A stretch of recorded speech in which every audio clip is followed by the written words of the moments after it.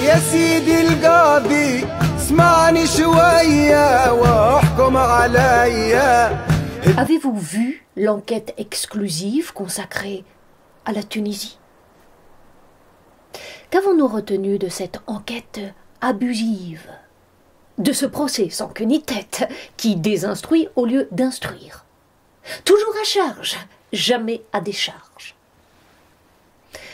Ce dont on ne sait parler, mieux vaut le taire, surtout lorsqu'on n'a rien d'autre à dire sur la Tunisie pour la maudire que le mot misère. Rien que la misère, mais toute la misère, pour la décrier et non pour la décrire. La destituer pour mieux la détruire, c'est rédhibitoire. Reprenons point par point le réquisitoire. La Tunisie est à la dérive. La première, dérive économique et financière.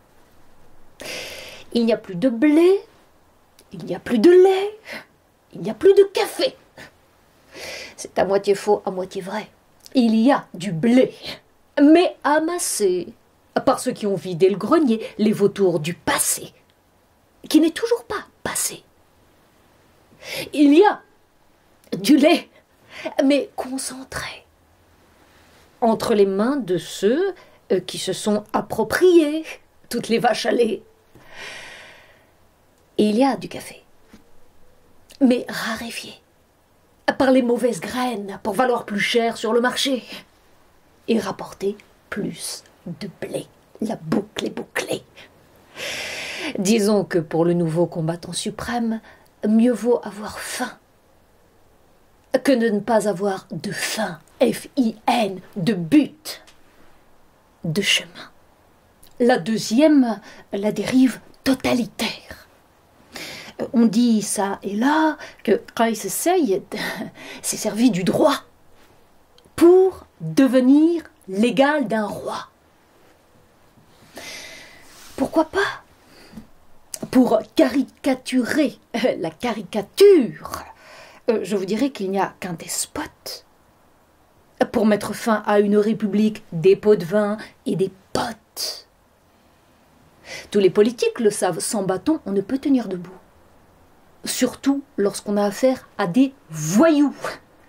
Surtout qu'en Tunisie, la corruption n'est pas un gros mot, elle est plutôt une résolution. Une résolution pratique. On dit business pour l'assimiler à un business qui a vu certains Tunisiens s'enrichir plus que jamais et d'autres s'appauvrir pour toujours. C'est ce trafic d'influence, ce conflit d'intérêts que Kais Saied s'efforce d'atténuer ou de réduire à néant. D'où son surnom de Robocop. Une machine de guerre insensible aux affections et aux lamentations des vipères. La troisième dérive est théocratique. On reproche à ce leader Maximo d'être un ayatollah, sous les oripeaux d'un Fidel Castro. On lui reproche surtout son intégrisme intégral, total, radical, qui, pour devenir le père d'une nation religieuse, n'hésite pas à sacrifier toutes les âmes faussement pieuses, comme celles de tous les frères musulmans, islamistes sans fondement. On peut en effet lui reprocher de croire qu'il n'y a d'autre Dieu que Dieu, et que pour bien vivre, la charia est la seule voie à suivre. La quatrième dérive est une dérive identitaire.